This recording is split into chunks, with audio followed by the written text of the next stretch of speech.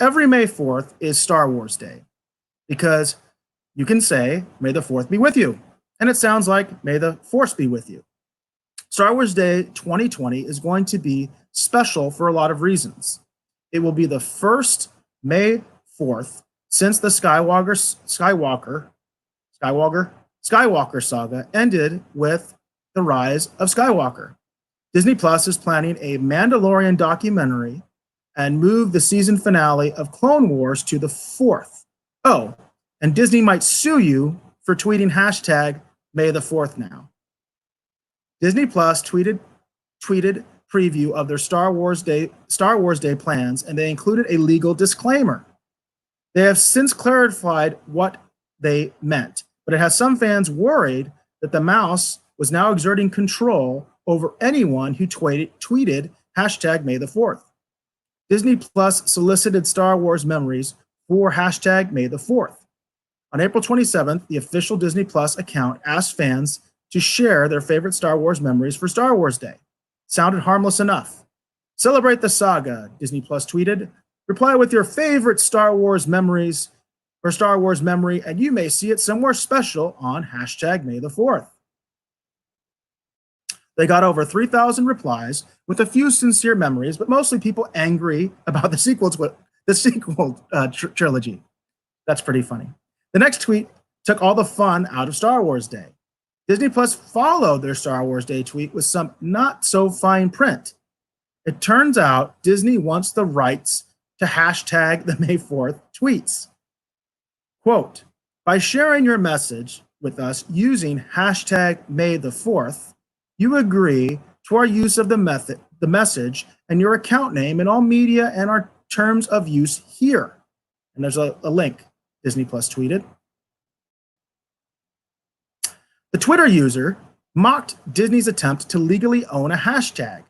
Quote, my favorite Star Wars memory would have to be the time Disney tried to lay legal claim to every tweet on Twitter that use a particular hashtag, they wrote, adding May the 4th.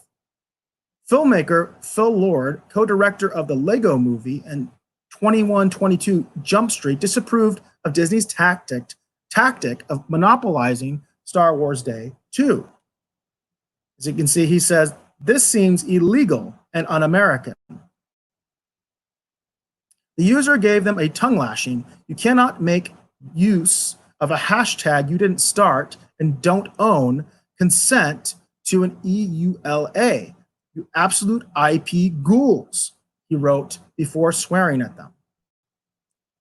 The user dragged Disney's controversial history of copyright claims into it.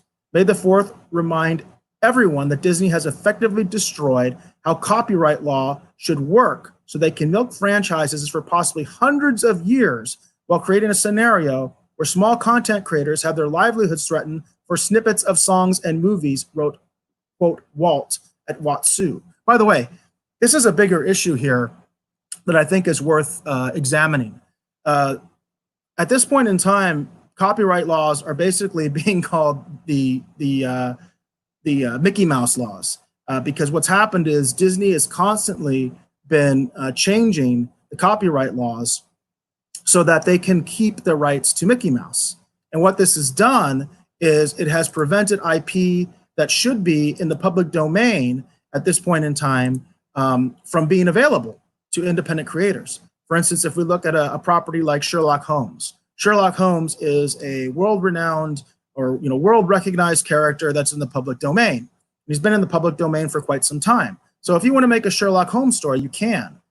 You should be able to also do a Mickey Mouse story if you wanted to, but you can't because the Disney company has constantly pushed the copyright laws. They've constantly lobbied Congress to change the copyright laws so they can effectively keep Mickey Mouse forever. It's a terrible thing for independent creators, I will say. It's a terrible thing, I think, for audiences as well. So it says, don't worry, it's still safe to tweet, hashtag May the 4th. There was enough confusion that Disney Plus added a third tweet in their hashtag May the 4th thread. It turns out the legal disclaimer only applied to direct replies to their Star Wars Day tweet using the hashtag. So they made a clarification that they were not trying to lay claim on hashtag May the 4th and claim some sort of ownership of it. And the fact that you were entering into some sort of agreement with them by using the hashtag. Instead, what they're saying is if you respond to their particular thread using the hashtag, that is when you are indicating consent to their user agreement, which I don't know how legal that is either. But it is some clarification about this story of Disney perhaps trying to at least imply that they had some sort of ownership of the hashtag May the 4th, and realizing that that had totally backfired and was not a good idea after all, and they should provide some clarification that they were only claiming ownership of or claiming some sort of user agreement if you actually responded to their thread, which tells you don't respond to their thread, because who knows if that will actually hold up or not. My guess is that it wouldn't, but you never know.